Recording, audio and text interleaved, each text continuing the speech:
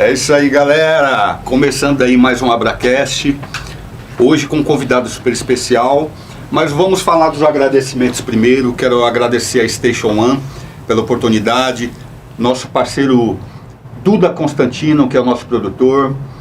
E falar um pouquinho do nosso trabalho aqui com a Abracast. A Abracast é uma iniciativa do podcast da Associação Brasileira dos Profissionais da Música, que é a Abrapromos. Entra lá nos nossos canais para você conhecer o nosso trabalho.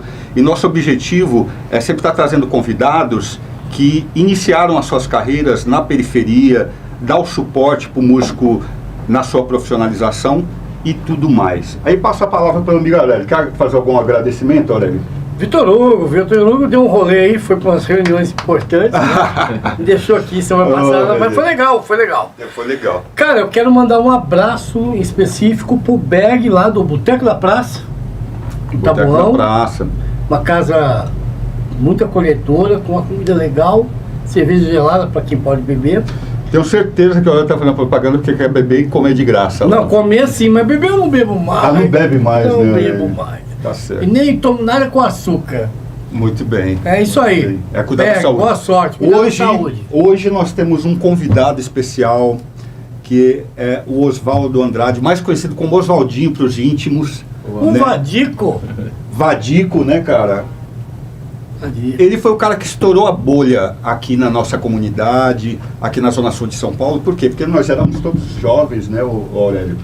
Garotos sonhando com a música. E o Vadico foi lá e furou a bolha, porque foi o cara que se preparou, foi o cara que foi estudar música. Sim. Então hoje, Vadico, produtor, multi-instrumentista, Sushi Man, professor, Sushi Man, cantor agora, né? Porque ele não ousava. Oswaldo, obrigado aí pela tua presença, por receber você. Meu brother, é isso aí. Cara, vamos começar pelo óbvio, né? Quem te conhece, você é uma referência para muitos músicos, apesar de talvez você não saber disso. Mas teu nome surge assim, quando a gente fala assim, mano, precisa fazer um negócio muito bom. O que a gente chama? Aí sempre vem o nome Vadico, cara. Que legal. Né? Porque é uma referência pra galera de excelência naquilo que faz. E eu queria que o pessoal conhecesse um pouquinho da tua trajetória, mas principalmente como que nasceu essa questão da música na tua vida, né? Qual foi o momento, eu faço a pergunta para todo mundo que vem aqui, porque eu acho que é essencial. Qual foi o momento do despertar desse desejo? Foi na sua infância? Foi por influência de parente?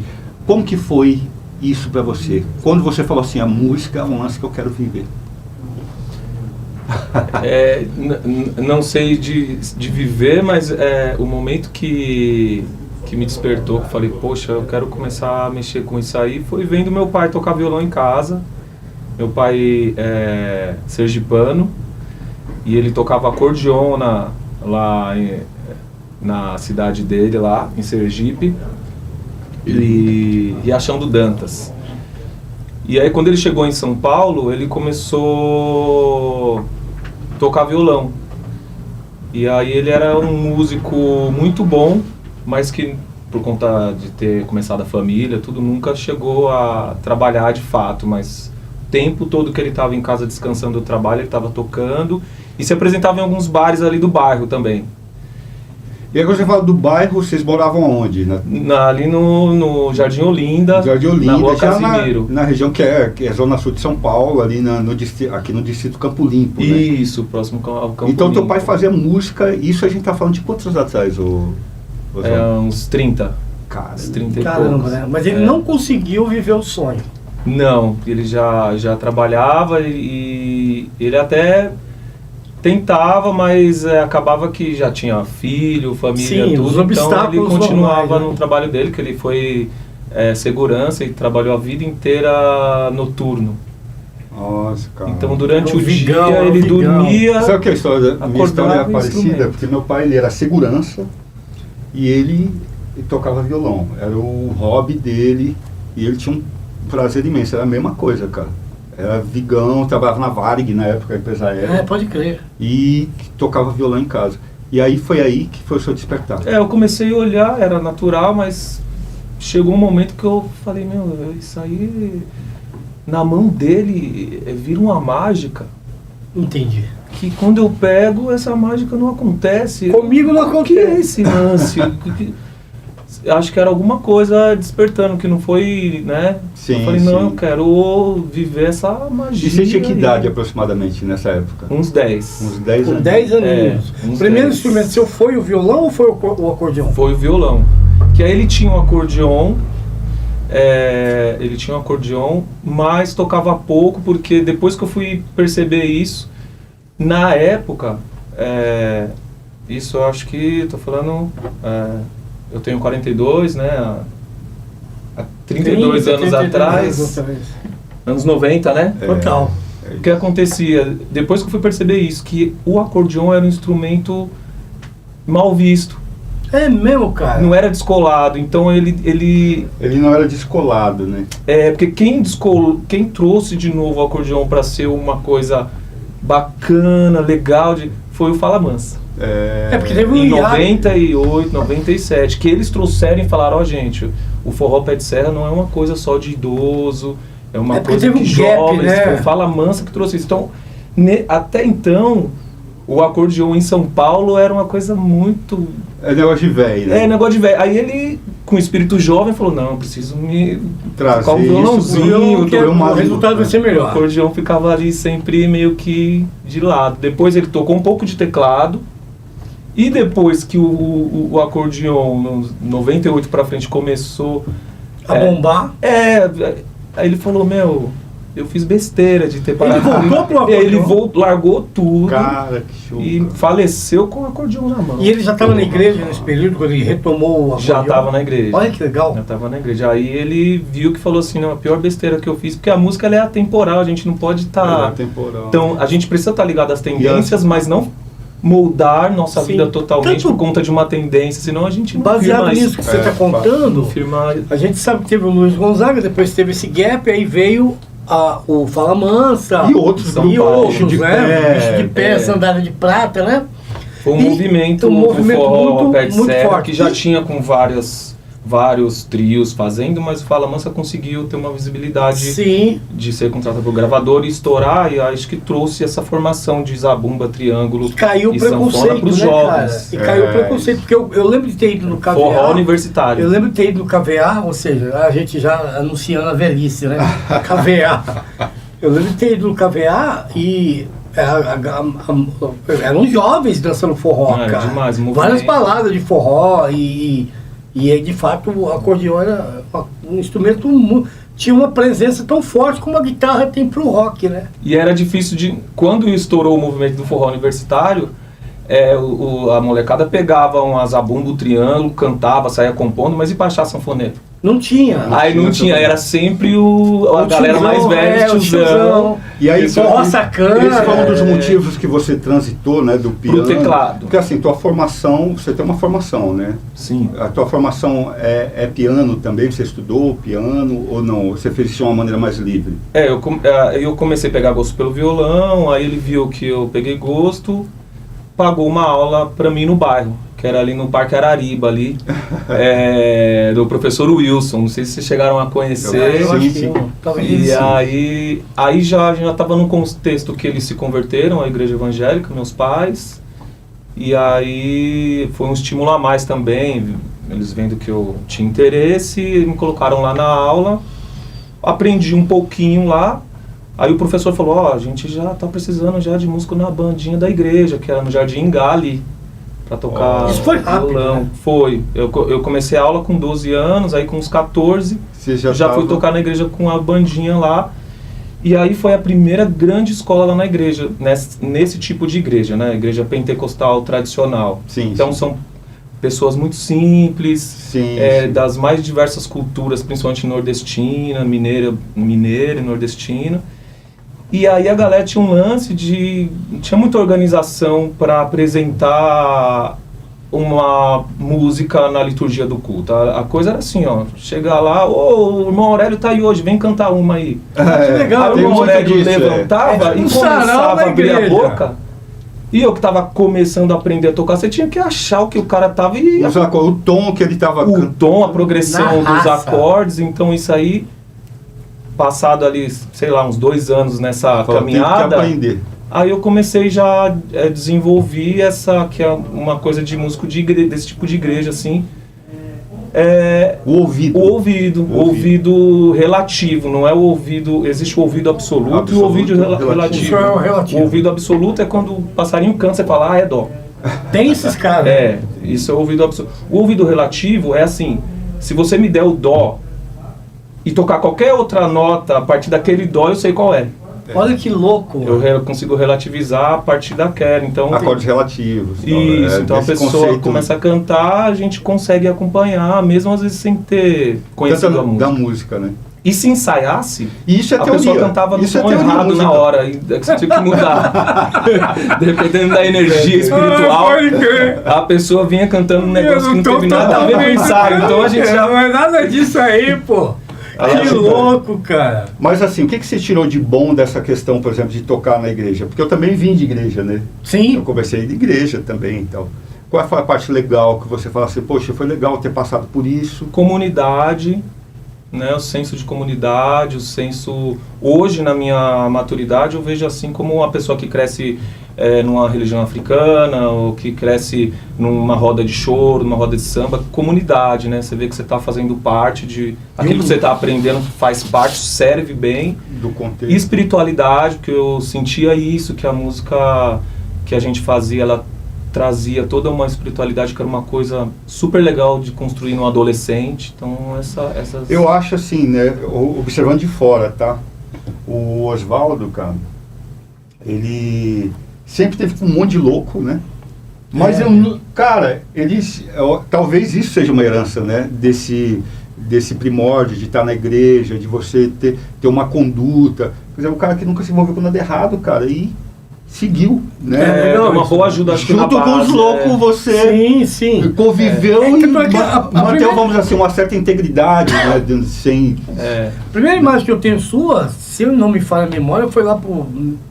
meados, como diz no interior, de 2002, na adega do Baguinho. E a adega do Baguinho, uma regueira pegando, né, pegando forte. Naquela época, você já estava tocando com alguma banda, algum grupo, ou você ainda estava na igreja? 2001, 2002? Isso, por aí, 99, 2000. Já estava migrando pro nesse música, momento da igreja eu já estava tocando um violão ali, uns 14, já estava já acompanhando. Meu pai... começou a querer mexer com teclado. E aí, assim, aí ele comprou um teclado, acho que fez economias lá de um ano, né? Situação sempre tudo apertado, tudo na raça. E aí ele comprou um teclado e aí, assim, o teclado estava sempre lá e ele não deixava a gente muito pegar, e quando ele chegava do trabalho, ele tocava, aí eu comecei a olhar, falei, acho que o esquema agora não é mais violão não.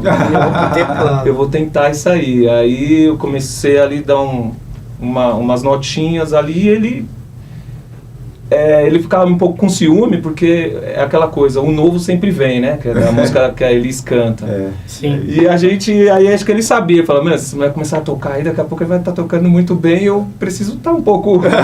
Ele tinha essa... ele estava certo de pensar assim, né? Certíssimo. Aí ele falava, a mão dele o moleque me engoliu em 6 meses. A mão toda torta, não sei o quê, não sei o quê e tal. Conclusão, comecei a me animar e falei pra ele, pai, mesmo com a situação difícil, ele foi grande incentivador de pagar aula particular no bairro. Que legal. Professor no bairro ali, aí eu falava, eu quero fazer aula agora de teclado. Aí a gente arrumou um professor, e aí eu comecei, aí tem uma história legal, que eu comecei, tem um shopping que é próximo da nossa casa, ali, o Jardim Sul, né, que a pé dava pra chegar lá.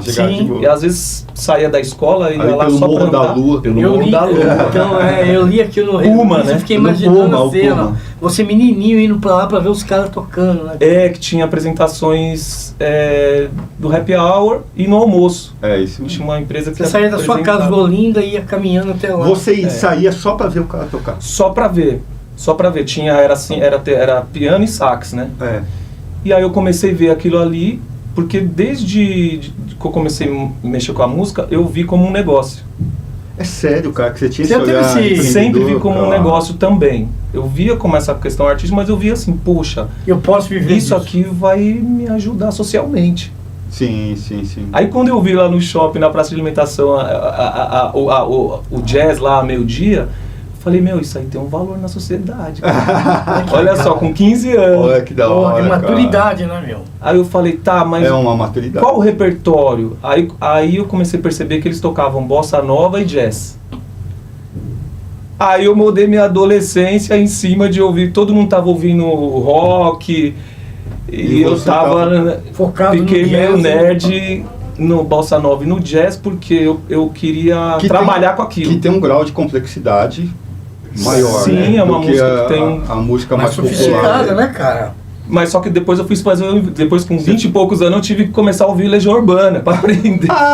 E aí, meus amigos, os amigos nos falaram, legal, Zaldinho, tá bom, daqui a pouco você vai descobrir a Madonna. Daqui a pouco você vai descobrir Você fez o caminho inverso. Totalmente inverso. Porra, que legal. E aí você sentiu a necessidade de estudar mesmo. Isso. Aí eu comecei a fazer aula. Eu lembro que você fez o LM. Você é maestro, né, cara? Isso, fiz a ULM, que é uma escola técnica livre do Estado. Universidade Livre de Música. Mas ela tem os melhores professores, forma gerações. Hoje não tem mais, é EMESP, né? É EMESP, mas é o mesmo conceito. Eu lembro de ter pego pro você umas 3 vezes, você indo lá pro centro. Olha Pode só. crer. Eu lembro aí estudei lá piano popular, por conta dessa paixão de bossa nova e jazz. E aí eu comecei a dar aula no bairro. Aí eu comecei já com uns 16 anos, eu já pagava umas continhas, e aí eu pegava o dinheiro, e com esse dinheiro eu pagava a aula de um professor mais pica. Top. Mais assim, top, assim, era minha alegria era falar, meu, quem é o cara legal aí que eu posso nisso focado no teclado. Piano popular, né, que é o piano popular. Eu treinava no teclado porque sim. Na periferia é difícil você ter acesso a sentar num piano, né? Mas chegava lá na aula, era o piano popular. O piano popular é o quê? Existe o piano erudito e o piano popular, né? Sim. O piano erudito, você vai interpretar as músicas dos grandes compositores de todos os tempos. Bach, Beethoven... O popular. O erudito. O erudito. E o popular? E o popular você vai tocar o jazz, que é de 1900 pra frente. A música popular americana. E a música... Mas você chega ali no Brasil, no Guilherme Hernandes também, no Benito de Paula ou não? Sim. Tom Jobim, Chico Buarque. São boas referências o Benito de Paula, Demais, o Benito de Paula hoje eu gosto demais, porque o jazz e a bossa nova, ele é um público um pouco mais restrito. Sim. Aí depois de 20 e poucos anos de profissão, eu comecei a enjoar um pouquinho disso e querer um público um pouco maior, sem perder essa essência. Né?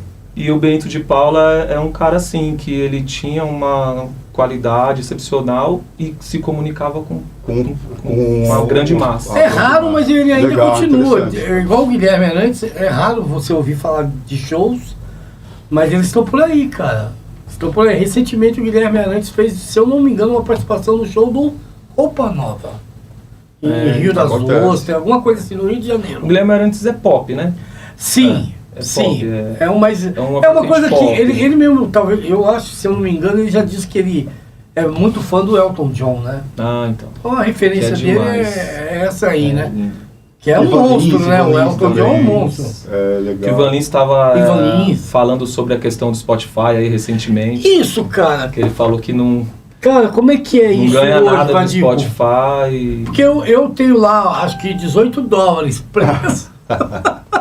Eu não consigo sacar os $18. Cara, eu vou mandar aqui. Eu acho, cara, que na época nos anos 80, com as gravadoras, e o lance ainda do álbum físico, disco, né, de vinil, já existia, assim, uma puta reclamação dos músicos em relação a isso, né? Porque, assim, não existia...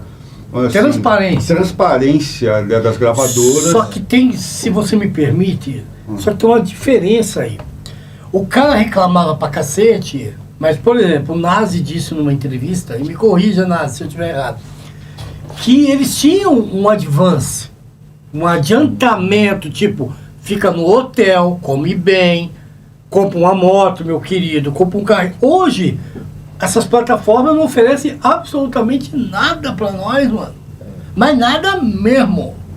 E os caras reclamavam porque eles sabiam que, pô, eu vendi 100 mil discos ou 1 Que na milhão. verdade as plataformas, ela é uma distribuidora, né? Quem pagava era a gravadora. Hoje não tem É mais gravadora. uma companhia empresarial que eles viam. Isso eu demorei para entender. Inclusive eu acho que eu estou começando a entender tudo da vida agora. Ótimo!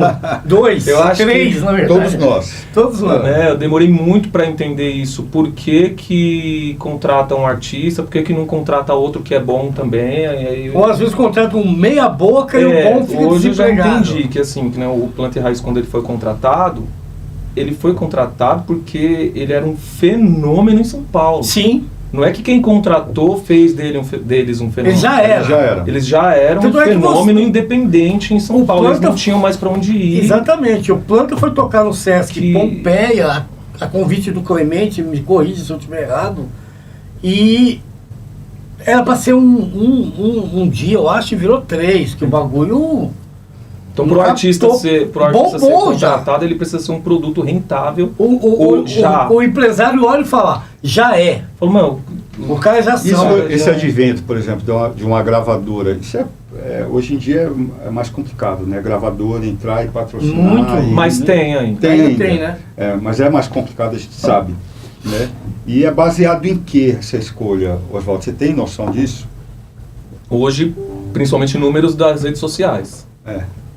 Esse é Um o dos parâmetro. critérios. Então acho que Porque, você assim, ter 100 mil seguidores já é um começo. se não você- é a ativo, música, é não um é ativo. não é a sua... Não é só a qualidade ativo, técnica. Isso, não, ainda não. Não é só a qualidade Vai chegar lá no final, mas Mas Em princípio, é o número que é tá a lá. sua...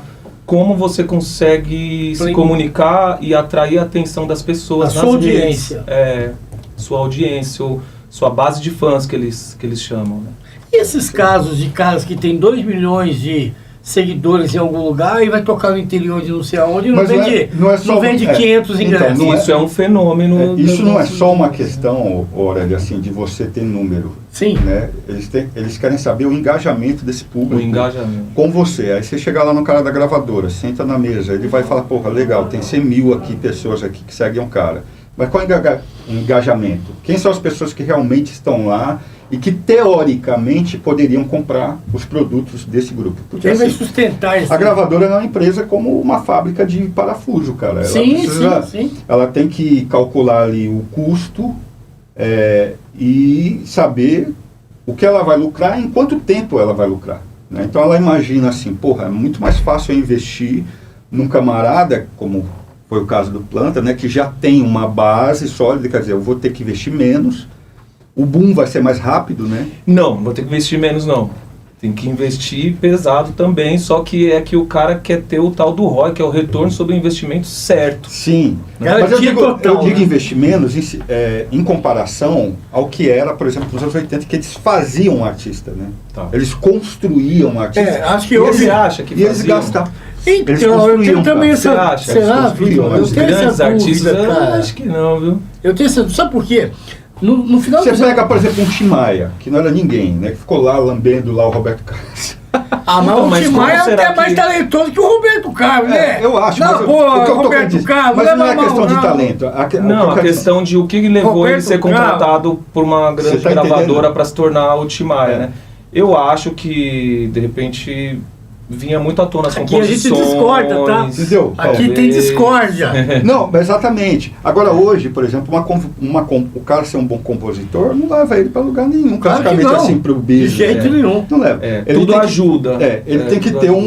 um conjunto de coisas, de né? coisas já ali, igual você falou. Falou, mano, os caras já eram aqui em São Paulo, não tinha mais para onde ir, né? Foi o que você falou. Aí os caras falaram, não, isso interessa pra gente.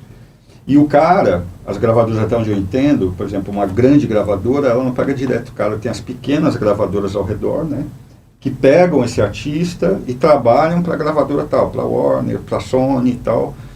E aí, no final de um período, eles vão lá com um relatório na mesa, ó, esse cara aqui foi investido tanto, teve lucro de tanto. No papel, cara. Então, poxa, esse cara, se o lucro foi acima de 20%, é algo palatável. Isso aqui a gente pode pensar na possibilidade, vamos dizer assim. Bom, Vamos continuar. vamos continuar e de repente se entende. É que o sobe músico, o estágio. artista, e isso eu sofro até hoje, é muita emoção, então as nossas Tem dificuldade companheiras, de pôr preço, né? elas falam, a gente não consegue viver muito o mundo empresarial, que é a realidade nua e crua de números. Então, por difícil, isso que né? precisa sempre do artista ter alguém para pensar do lado dele, que nem eu não consigo. Eu pensar empresarialmente, né? Você assim foi com os meus outros negócios. Músico, artista, cantor. Eu só consigo pensar na abstração e falar, não, você pode contratar que o show vai ser bom pra caramba, ou vou entregar além da sua expectativa, as pessoas vão sair de lá falando, cara... Foi legal pra caramba. Agora, parte de números, planejamento... Cenário, planejamento, logística, nada. Planilha... Isso não é entendeu? Precisa de uma pessoa para... Isso não é um problema, isso não é um erro seu, né? Não é uma coisa específica sua. O artista, de um modo geral, tem essa dificuldade. Porque eu já tentei muito, até hoje, eu tento fazer um grande esforço. Sim. Tentei fazer um grande esforço, porque hoje eu sou uma empresa de uma pessoa só. Sim. Mas essa parte, ela vai contra a minha natureza. Eu fico forçando uma coisa que ela não anda. Você tem dificuldade de chegar num cara e falar assim, meu cachê é 15 pau. Ou 10, ou 8. Tenho várias dificuldades. Às vezes você pode cobrar até mais, merece, porque, veja bem, Oswaldo, a gente tem trazido aqui, né, Vitor, pessoas que a gente considera realmente relevantes, né? Então, quando eu vejo a sua história, e vejo a história, por exemplo, do Rick Machado, que é o batera, que saiu da Vila das Belezas, chegou no Glória, e agora está com o Di Ferreiro. Você conhece ele? Talvez. Sim, de vista lá. De vista, o menino da quebrada. Quando você vê uns caras desses furando a bolha assim, você fica torcendo muito para que vocês, que se dedicaram 10, 15, 20 anos, vocês sejam devidamente remunerados, né? Mas a gente sabe que se não tiver alguém que faz esse meio de campo, para que o emocional não...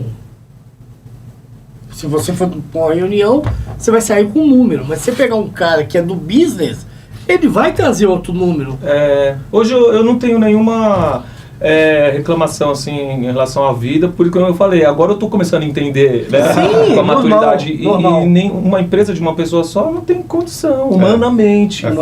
Precisa ter os setores, o marketing, o financeiro, a administração, tal, aí vai chegar no artístico. Então... né?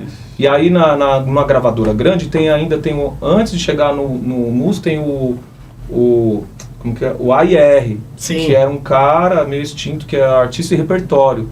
Ele era aquele cara, para chegar que nem...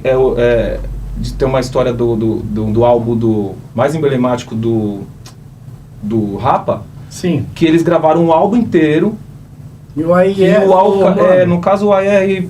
Quem fez a função do AIR foi o próprio produtor, que era o Al Capone, né? Sim. Que ele chegou e falou assim, tem 10 músicas, o cara tudo feliz.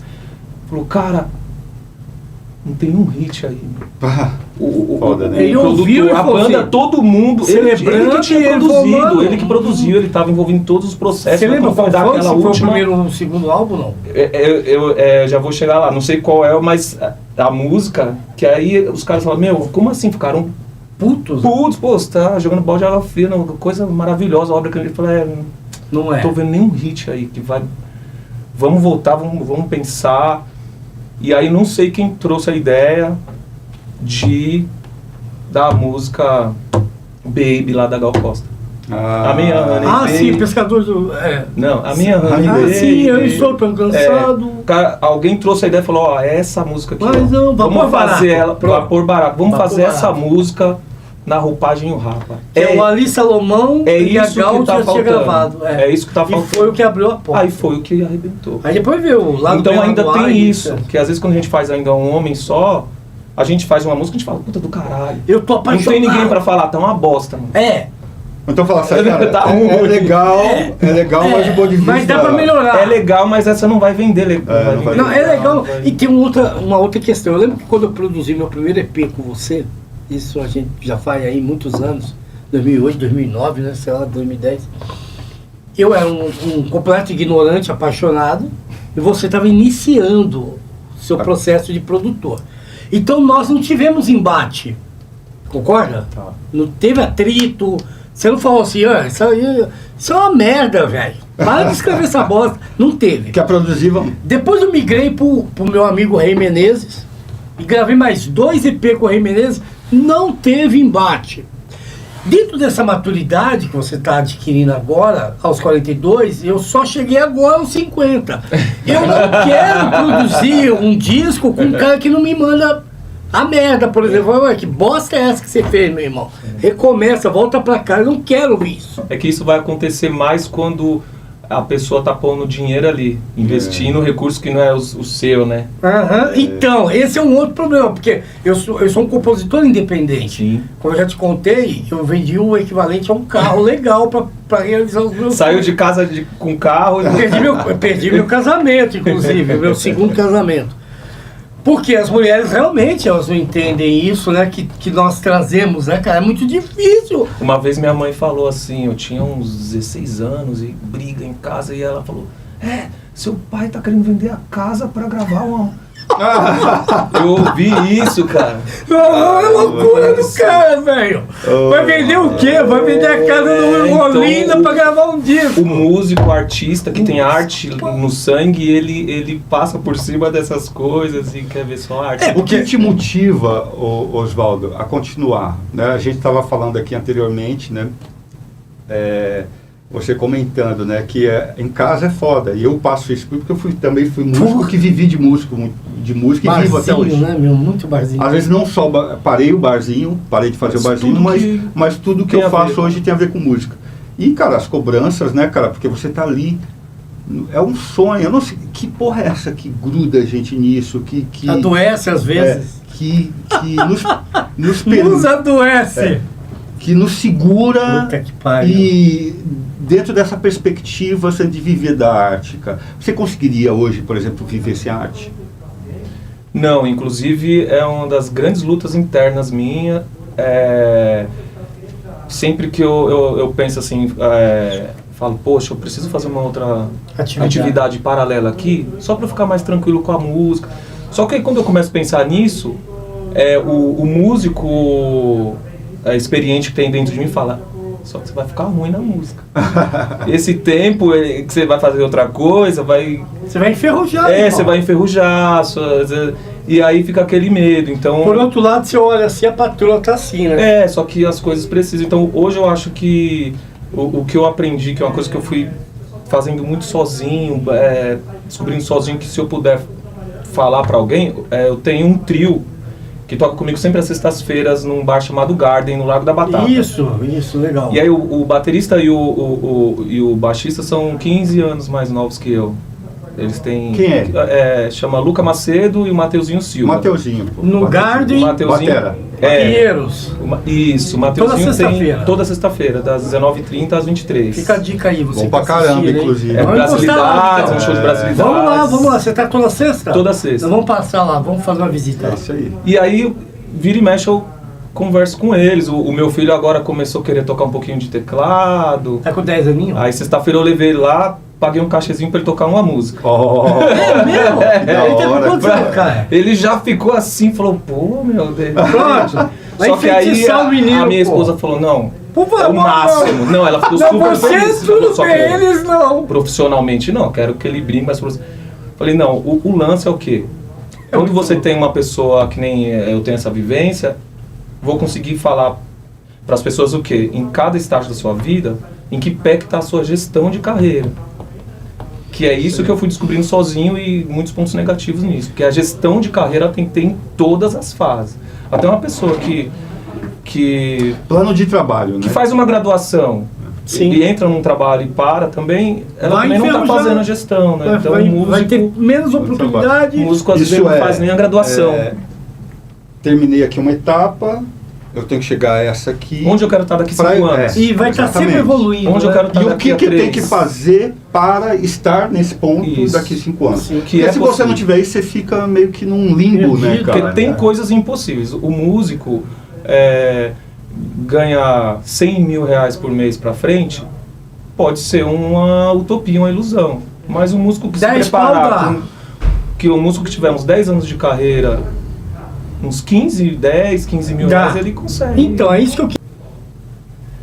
Então, o mercado pensando no músico que começa, eu acho que ele está muito mais antenado na gestão de carreira desde o começo. Pô, Meus amigos estão fazendo tecnologia. Eu vou tocar guitarra, mas eu não posso ficar para trás. Então, eu acho que é um sinal da nova geração. Acho que tá por causa da internet. Tem muita gente falando sobre carreira.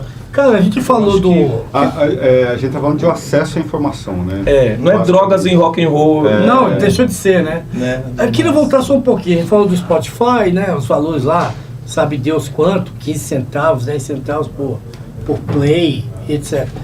O Ivan Lins estava reclamando, imagina. Está com dificuldade, imagina um cara que está começando agora, ou até mesmo um cara que já não está mais começando, está aí com 20 anos de carreira. Se o Ivan Lins, né, gente, tem problemas financeiros, imagina nós aqui, réis mortais, né? Aí a pergunta que eu te faço, Oswaldo, como é que tá o cachê? Os caras pagam tabela? Você vai tocar, não precisa citar o nome dos artistas, por favor. Se você quiser, tudo bem, mas é melhor não. Mas aí, de repente, eu tô em casa lá e eu vejo esses sertanejos bilhardários, né? E aí eu vejo você tocando teclado lá com a dupla fulano de tal. Eu fico em casa imaginando, caramba, né, meu? O Radico finalmente, né, vai fazer uma turnê de 20 shows, vai voltar para casa nessa temporada com 50 mil reais. É mais ou menos isso? Não. Não mesmo. A experiência que eu tive, por exemplo, no Marcos e Bellucci, que foi uma experiência muito boa, fui acordeonista lá por 1 ano. Legal. O cachê que eles pagavam era como se fosse uma meia tabela, né? 600 reais. Uns 500 reais, por aí. Então, assim, é baixo, né? 500 pau pra você poder tocar lá em Fortaleza. Show, na época era 100 mil. Que legal, hein, cara? Então, isso aí depois eu fui percebendo que quem paga bem são os artistas antigos. Leonardo, Zezé, Daniel. Bem seria o dobro disso. 1.000 e pouco. E alguns outros, Zeca Pagodinho, o pessoal tem relatos que tem uns artistas que Lulu Santos, que pagam muito dizem bem. Que ele paga bem. Se for um show grande, ele meio que pega uma coisa de vídeo e o músico tira 4, 5 mil reais. Dizem que o Lulu Santos é um show. Dizem, né, que o Lulu Santos é o sonho de todo mundo que mora no Rio de Janeiro, né, os guitarristas principalmente. Mas depois que eu comecei trabalhar com eventos em São Paulo, aí eu comecei a perceber que dava para eu ganhar o que eu ganhava com a banda famosa rodando o Brasil inteiro, só rodando em São Paulo. Eu ia perguntar justamente isso, porque você tocou com eles, tocou muito tempo também com Planta Raiz. 9 anos. E você viajava para o Nordeste direto, ficava longe da família e tal. Uma das suas motivações foi, primeiro, né, quero estar mais próximo da minha casa, meus filhos. E depois você percebeu que poderia tirar a mesma coisa fazendo o seu trampo. É isso. Que no começo, com 20 anos de idade, foi muito deslumbrante, né? Eu acabei de sair do ensino médio, nem tive tempo de ir para a faculdade, consegui me aplicar nessa vaga, que foi através da adega do Baguinho. Que foi lá, comecei a tocar com eles, e aí foram abrir um show do Planta. Qual que era o nome da banda do Baguinho? Desencanabis. Eu saí da Desencanabis pra Planta e Raiz. É uma dose de remédio, meu irmão. Desencanabis. A gente abrindo. Não era o Roots Control? Não tinha um negócio assim também? O Roots Controllers foi depois. Roots Controllers foi depois. A banda, que o cantor, o Márcio Quilamã, que era de uma banda também super icônica de reggae também na cena. Eu assisti o show desses caras. Mas o Desencanados é complicado. Foi muito deslumbrante, foi uma coisa muito legal assim que aconteceu, que começou a me dar uma experiência de vida maravilhosa. Você acha que você deu uma chapada, você deu uma viajada mesmo? Eu não estava nem preparado. Na maionese? Você falou, pô, mano, fui aprendendo. Eu tô no Faustão, eu tô não sei aonde, eu tô na rádio, o Rick Boladinho tá na minha frente. Que eu comecei a perceber que que às vezes a remuneração não estava acompanhando. Não era compatível com a fama. Depois que passou, né, uns 10, 15 anos. Assim. Você falou, caramba, eu era famoso pra caralho, vivia duro, meu. Não duro, né? Não, tinha uma certa mas na proporção, mas que as pessoas que estão de fora falam assim, pô, o cara tá na televisão, vai andar de nave, né, cara? Vai comprar um puta apartamento. Não é bem assim, né, gente? Mas não é mesmo. O pior de tudo é quando o músico não consegue nem se sustentar. Que aí, passar necessidade. Passar necessidade, que é o que acontece muito. Principalmente quem vai envelhecendo. Que é uma preocupação que a gente tem, que a gente vê, né? E não consegue, de repente, se reciclar, se atualizar. Para as novas tendências. E na pandemia, meu irmão, como é que foi? Porque nós sabemos que foi punk. Para todos nós foi. Mas eu, por exemplo, eu nunca fui músico de bar, eu não estudei música. Eu sou um cara que escreve umas canções. Sim. Ponto. E tô ainda esperando o grande dia de que alguém grave e de repente cai um pix na minha conta. É só continuar fazendo, viu? Eu não consigo parar. Isso me irrita, Vadico, porque eu fico com raiva, cara. O barato fica querendo... Eu começo a mexer e vai saindo. Falei, pra que eu tô fazendo esse monte de música se eu não ganho R$1 com isso? Mas enfim, como é que foi, irmão, esse período assim? Você teve de trabalhar com outra coisa? Eu tive um pouquinho de sorte, porque antes da pandemia eu abri uma escola de música e num bairro de classe média. Bacana. E aí comecei a criar uma carteira de clientes online, que eram crianças que iam lá no meu espaço para ter aula.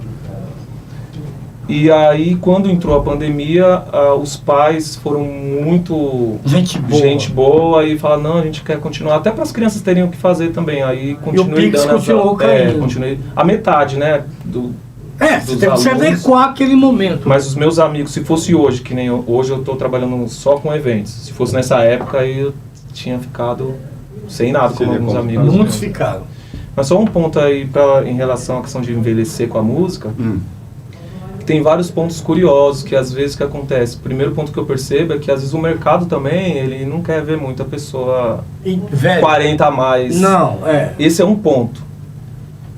Só que o outro ponto também é que eu tenho alguns amigos músicos de 50 anos, tal, por aí.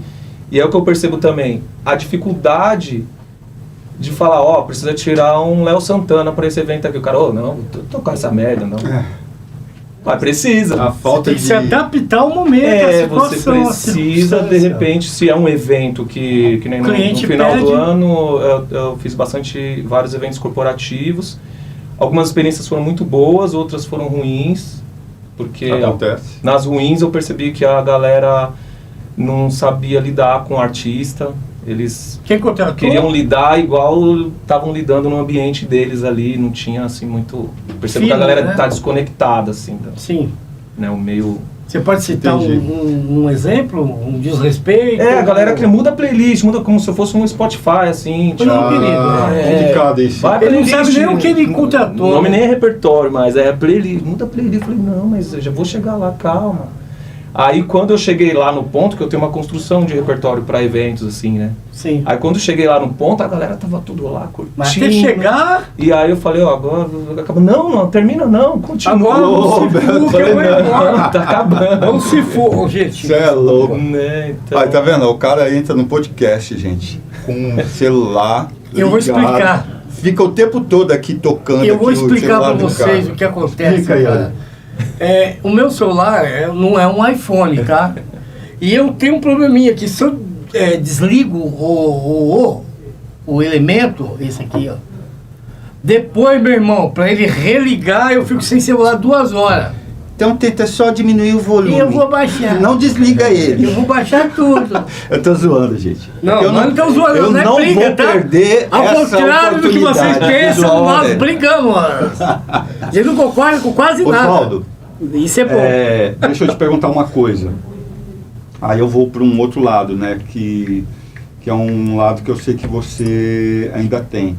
A questão da sua espiritualidade, do ser humano que você é. Cara, décadas, né, cara? A gente sempre ouve falar muito bem de você e a gente sempre vê uma conduta assim, muito bacana da tua parte. Você ainda tem esse primor? Você se considera um cristão protestante ainda? O evangélico? Você é dessa religião ou não? Não me vejo mais assim sobre a alcunha de uma religião protestante ou de evangélico, a base de igreja evangélica foi muito forte na minha vida. Inclusive a palavra espiritualidade, acho que você foi a primeira pessoa que falou comigo sobre essa palavra, espiritualidade. Que foi uma das primeiras vezes, olha que legal. Nem me lembro. Cara. Que foi uma das primeiras vezes que eu comecei a ver como um sentido mais amplo. né? Que às vezes quando você está num determinado segmento, que a coisa que eu acho mais nociva hoje é você achar que todos os caminhos estão perdidos e só você que encontrou. A gente está falando do fundamentalismo. Fundamentalismo. Né? Que são aquelas religiões que teoricamente acham que essa minha caixinha aqui ela é perfeita, né? A do outro não, né? Tudo que está fora disso aqui é pecado, errado. Então, eu comecei a me libertar do fundamentalismo quando eu comecei a ouvir um pastor que se chama Caio Fábio de Araújo. Que eu acompanho todo dia. É um cara considerado um herege pelos evangélicos, mas para mim ele é a mente mais sóbria do cristianismo moderno que tem. Concordo. Os outros que são bons também, que eu gosto, são alunos dele. E esse cara ele começou a explicar uma grande coisa. A primeira coisa que ele falou, a Bíblia é grossona, 80% é religião judaica. É fácil. E 20% é a religião cristã. Os crentes estudam mais a religião judaica e fazem mais movimentos em cima disso do que importa que é a religião. Porque que é o Novo Testamento. Porque Jesus ele chegou lá e falou, de toda essa religião aí, eu quero resumir só em 2. Amar o seu próximo como a ti mesmo e a Deus como acima de todas as coisas. Aí, se você não... não, eu quero isso, mas eu quero algumas coisas lá do Velho Testamento. Falou, então, aí você vai ter que seguir tudo lá, senão se você errar em uma, você vai ser culpado por todas. Conclusão, Jesus veio para falar, é mais simples a coisa. Não precisa de toda essa construção para você dizer que você nunca vai estar puro completamente. Sim. Sabe, é uma busca. O pai, é uma coisa assim natural de um relacionamento com pai e filho, né, para quem tem essa fé de Deus como pai e Jesus para mediar isso e ajudar a falar, é simples, só que os religiosos eles tornam complicado.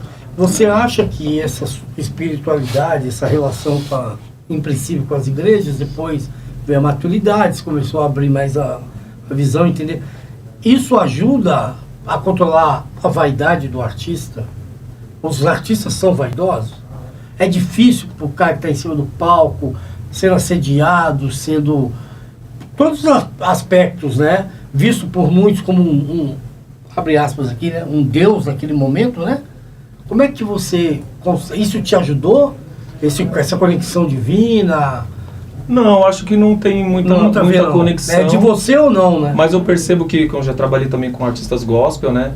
Eu já trabalhei com o pessoal da Bola de Neve. Sim. Me levou na Bola de Neve. Com as pessoas da presidência ali, já trabalhei com música com essa galera toda.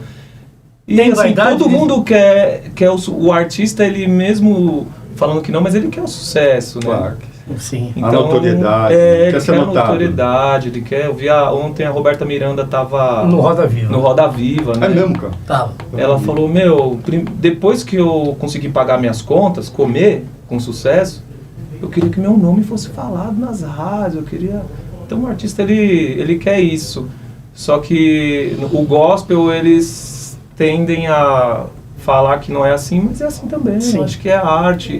O pessoal da igreja tem um pouco de dificuldade de dar um valor e falar, não, é um artista, tá fazendo uma música para elevar a gente espiritualmente, mas é um artista, né? É alguém que tá... Com certeza. Então, define para essa galera que tá assistindo a gente, cara. Então, existe uma diferença entre fama e sucesso, né? Acaba sendo intrínseco. Sim, tá ali, mas ao mesmo tempo... Pra mim, hoje, o sucesso é você conseguir sobreviver... Com dignidade. De viver música. Com dignidade. Como seria eu... sucesso. Eu tenho uma esposa e 2 filhos e estou 20 anos nessa experiência. Meus filhos agora estão adolescentes. Então, pra mim, eu tenho sucesso porque eu consigo trazer o pão dessa atividade. Sim, já é um sucesso. Muito arduamente, mas... Sim, você já é um sucesso. Você acha que faltam políticas públicas, Oswaldo, que possam colocar esse profissional, né, que é o músico, aonde ele deveria estar? Você acha que existe um déficit, vamos dizer assim, de políticas que ajudem essa classe a se colocar de uma maneira digna? Ou você acha que não? Que tá... Não, acho que falta sim. As políticas públicas... eu percebo que a minha adolescência, juventude na periferia, foi sempre uma coisa também muito... Eu via o setor privado acontecendo, mas a parte do poder público eu não via nada chegar até mim com, tipo assim, para mim esclarecer alguma coisa sobre o mundo. Uhum. Então, nunca tive... A informação não chegava, A informação não chegava. De falar, você pode... você que já é músico, você pode fazer show para a prefeitura, você pode... se formalizar, tem leis que... Leis de incentivo fiscal, onde você pode buscar aprovar seus projetos. Não tem só a Rouanet, né? Que todo mundo só fala da mais Rouanet. do que isso, né? Você tem uma profissão digna, você ter realmente aí, por exemplo, há uns 15 anos atrás, você colocava uma pessoa dentro da sua casa, né? Para ela ser empregada doméstica, né? E aí você não tinha obrigação nenhuma com aquela pessoa, né? Ela morava nos fundos da sua casa, ela arrumava a sua casa, né? Ela tinha folga no final de semana, morava... Nada. Aí criaram leis, né? E aí a gente está falando do legislativo no sentido de garantir para esses profissionais, você entendia, um mínimo, né? Que é fundo de garantia, registro, tudo bem. No caso dos músicos, também é uma classe, né? E a gente, por exemplo, não tem uma previdência que corresponda às nossas necessidades. Uma previdência mesmo. Faz o MEI, mas o MEI ele não foi feito para isso. O MEI não tem os nuances, ele não cobre as necessidades do artista. Eu não falo nem só do músico, né?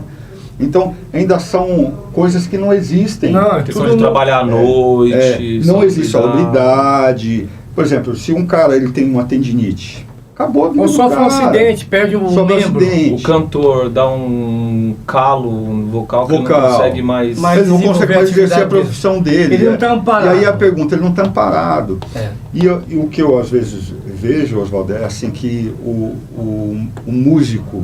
É claro, a gente fala em classe artística, mas o músico, propriamente dito, ele não conseguiu se organizar coletivamente ainda. Ainda é muito difícil para ele entender o processo como uma coisa coletiva. Eu percebo que o músico ele é um empreendedor autônomo. Sim. Que a cabeça é sempre de correr sozinho. E completamente abandonado à sorte, né? Hoje em dia eu percebo um fenômeno bem complicado assim, para a produção musical, que por conta de toda essa correria, os músicos não conseguem se reunir para fazer um ensaio, para produzir música, sem estar sendo pago aquele ensaio. Que bandas que a gente vê, como Planta e Raiz, Charlie Brown Jr., o Rap, eram pessoas que se reuniam. Vamos duas vezes por semana, a gente vai passar o dia criando. O cara ia de táxi, ia de metrô, ia a pé, de bike. Hoje em dia a pressão está tão grande, né, financeira sobre as pessoas, que a pessoa fala, mas vai ter uma ajuda. E que está super certo. Sim. Mas só que atrapalha também a produção. Por isso talvez que o jovem hoje desinteressou em tocar o instrumento. Boa parte não quer mais tocar o instrumento. Tá bem difícil das pessoas se interessarem. Não quero ser músico, é meu. Eu quero ser funkeiro. Eu posso cantar rap, eu não preciso ser bom cantor.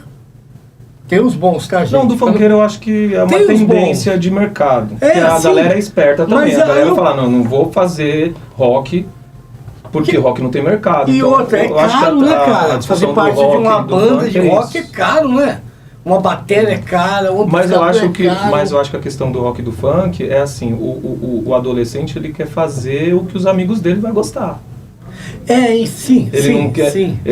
Na época do rock é porque todo mundo tava todo mundo sabia aquele repertório que ele ia tocar. Mas você vai tocar um Inocentes, um Legião, um Capital Inicial, você ia apresentar aquele repertório. Hoje em dia não, se você apresentar esse repertório, ele tá obsoleto. Total. Não, a não ser que você apresente pra mim, o Aurélio, um cara a tendência de mercado. Por exemplo, o funk ele é um advento, cara, eu sempre falo, né, que eu reconheço o funk como uma música originalmente brasileira, né, tem seus nuances, tem seus braços, né. Aquele que ficou mais conhecido foi o Ostentação, né? E talvez as pessoas tenham muitas críticas em relação ao funk por conta desse braço do funk, mas a gente não pode esquecer, por exemplo, que o samba, né, quando as pessoas... Foi discriminado a música também. de preto, pobre, de morro, discriminado, né? Hoje é um símbolo nacional, uma música que é um símbolo nacional. Mas você acha que o funk vai atingir essa prateleira? Não, né? Não, né, senhores? Acho que não, né? Não, acho dá que para perceber sim, que você não gostaria que acontecesse. Não, veja bem.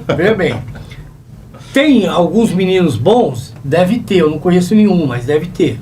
Provavelmente tem. Eu não conheço porque eu sou ignorante. Eu não vou atrás, eu não estudo, eu não pesquiso sobre funk. Mas deve ter. Tanto é que os meninos estão milionários, né, e etc. Eu não sei... E por que dá certo esse Então, funk? Eu acho que respondendo... O Oswaldo colocou muito bem. Existe uma conexão muito rápida com o atual momento. Com o atual momento, com o jovem da periferia. Mas o funk, eu acho que ele tem um movimento que é assim. Por exemplo, eu vi a história de um DJ chamado Avicii, que foi um jovem que morreu aí precocemente, ficou em depressão e tudo. E ele estava já numa fase que eu percebo que o funk acontece isso. O moleque começa rimando, e aí, que era o quê? Na época das antigas, o MC ele ia fazer rap. Sim. O rap hoje também não é mais uma tendência de mercado. Não. Então tem que ser o trap ou o funk. O rap virou punk, né? Uma coisa para um gueto bem minúsculo mesmo. Aí virou o trap, né? Que é agora o trap outra abordagem. Mas o funk eu percebo o quê? Que ele é essa coisa do MC rimando ali, mas o que está por trás da batida? Uma batida de candomblé. Que é por isso que conecta todo mundo. Pode ser. Porque ela é... Raiz africana. Isso aí é uma batida, né? Eu não conheço muito. Tenho meus amigos, o Denis Lisboa, que é um dos melhores percussionistas do Brasil, mora lá no Parque Regina. Denis, conheço. E fez lá, gravou com a gente. Ele conhece muito mais, mas é uma batida de candomblé, que é uma coisa que traz uma ancestralidade. Que conecta. Que todo mundo que tem um pingo de África no sangue, como todos os brasileiros, como todos nós, tocou esse groove, cara. Pegou. Aí o que acontece? Aí os caras fazem sucesso com essa batida e essa rima. Quando ele vira um mega star, aí o que ele faz? Pô, agora eu quero pôr no show um batera, um baixista, um guitarra... Ele perde a essência. Não perde a essência. Não perde. Aquilo que daquela crítica que fala não é música, daqui a pouco tá uma banda só com músico fudido profissionalmente. Daí veio a Anitta, né? A Ludmilla. Ludmilla. Então tem esse rolê. E outros, né? Tem muitos outros. Hoje o Racionais, por exemplo, que na época eu também não conseguia entender muito, hoje eu entendo toda a mensagem. Para mim, as pessoas só falavam, ainda mais no ambiente da igreja, as pessoas falavam, é apologia ao crime. Hoje eu entendo que não, que era para conscientizar a periferia dos seus direitos. O discurso é justamente o contrário. Isso é uma história e o final geralmente não é muito legal. Hoje os meus amigos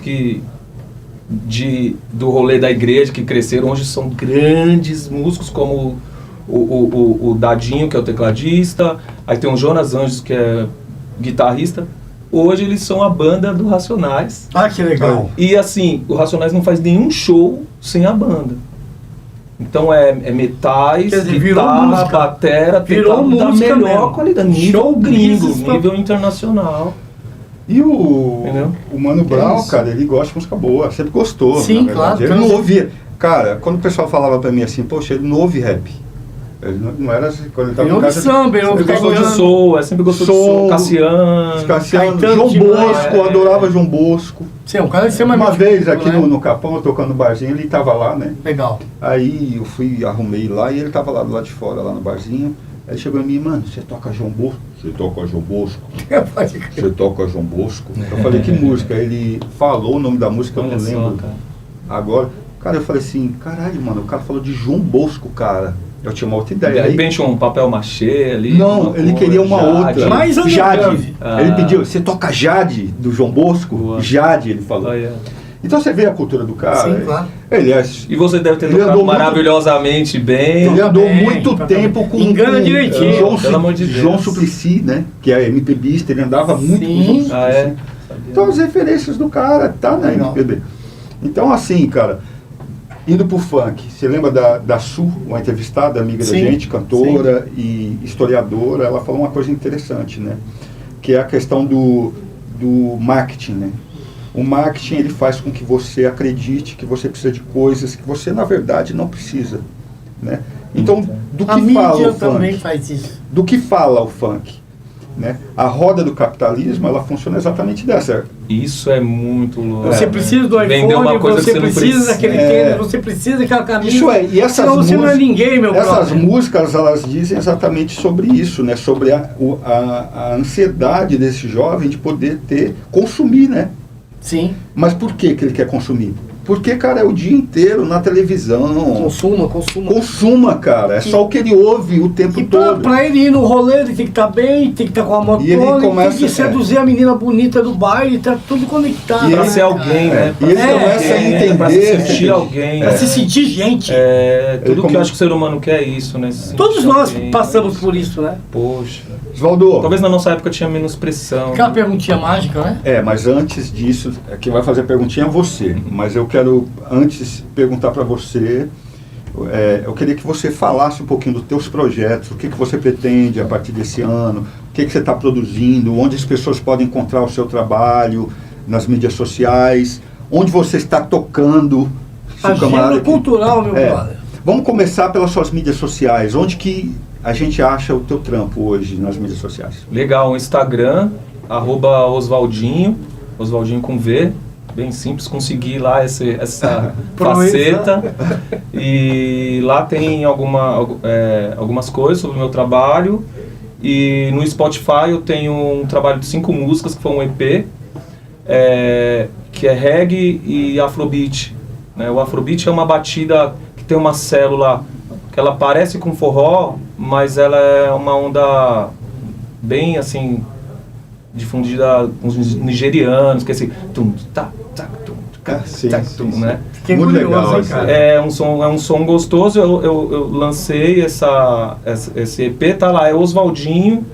Talvez precisa digitar o nome de uma música. Lá tem uma que se chama Viver de Amor, que eu gosto muito. Viver de Amor. Viver de Amor. Aí de repente se pesquisar. Osvaldinho, Viver de Amor. Isso, aí acha bem no Spotify.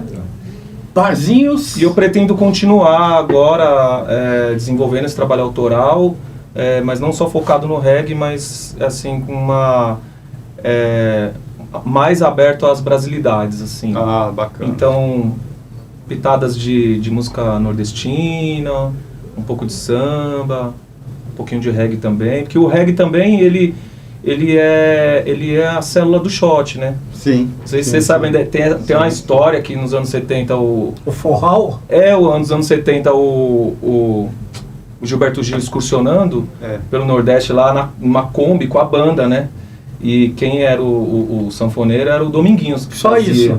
Só isso. E aí o Gil, bem à frente na questão de antenado, né, Sim. com a música global, colocou lá uma fitinha do Bob Marley lá e tal. Os capiradas. Curtindo, já sabia tudo, aí o Dominguinhos ficou assim, aí ele falou, é esse aí que é o tal do reggae? O rei do reggae. Aí o Gilberto Gil falou, pô, isso aqui é o Bob Marley, cara, isso aqui é...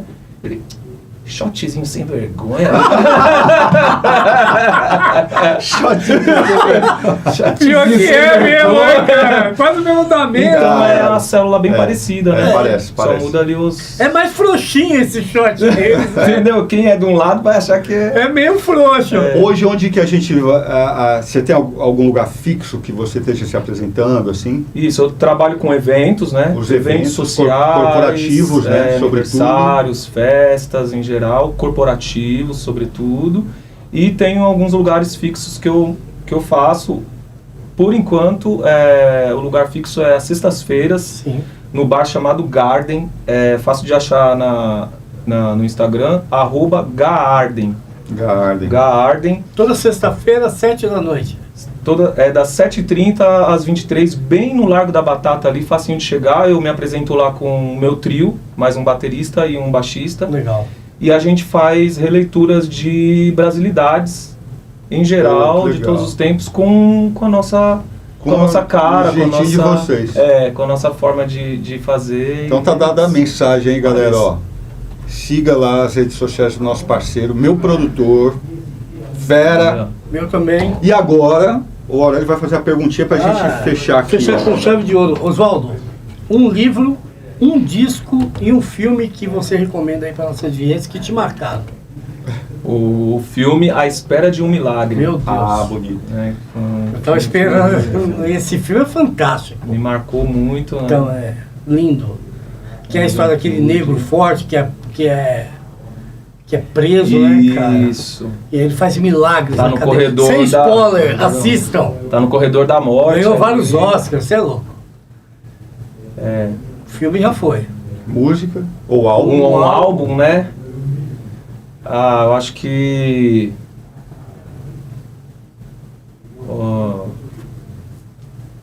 Bob Marley, Bob Marley. Concrete Jungle. Aí sim, Concrete é um Jungle, clássico, que é um né, cara? dos primeiros discos ali. E é isso. E livro, Livro, algo pra se ler, assim, né, cara? Que é bom, né? Livro é bom. eu acho que os Provérbios de Salomão. Ah, boa. Os Maravilhoso. Provérbios de Salomão não é sobre religiosidade, embora era um livro para judeus, mas são conselhos, Sim. Pra nossa vida. conselhos para a Interessante, né? vida, Pra né? nossa... Para qualquer principalmente pessoa. Tá entre os Como livros lidar- poéticos, né? É, Muito principalmente legal. como lidar com a riqueza, com o trabalho, com a prosperidade. O Salomão foi o homem mais sábio, né? É o que dizem. Pela história aí. É, o cara é um gênio. Oswaldo, meu irmão, obrigado, cara, por Pô, estar aqui conosco. É um privilégio pra agradeço. gente, é um maior orgulho a gente receber você aqui, até porque você é o cara que furou a bolha pra gente. Atravessou a ponte e conquistou o Pô, mundo. desejo sucesso, Obrigado, vocês são cara. referências aí pra mim também, Obrigado, na meu caminhada coração. como pessoa, como se reinventar, que eu acho que é uma coisa que a Pô, gente que sempre legal. tem que estar aí se reinventando e seguindo essa coisa boa que é a vida aí, né? Tamo E junto. continuar Tamo se junto. encontrando sem Bora, Sempre. tamo junto. sem perder as conexões. E vamos no Garden. É isso aí, gente. Vamos colar Grande no Garden. abraço e até o próximo. Valeu!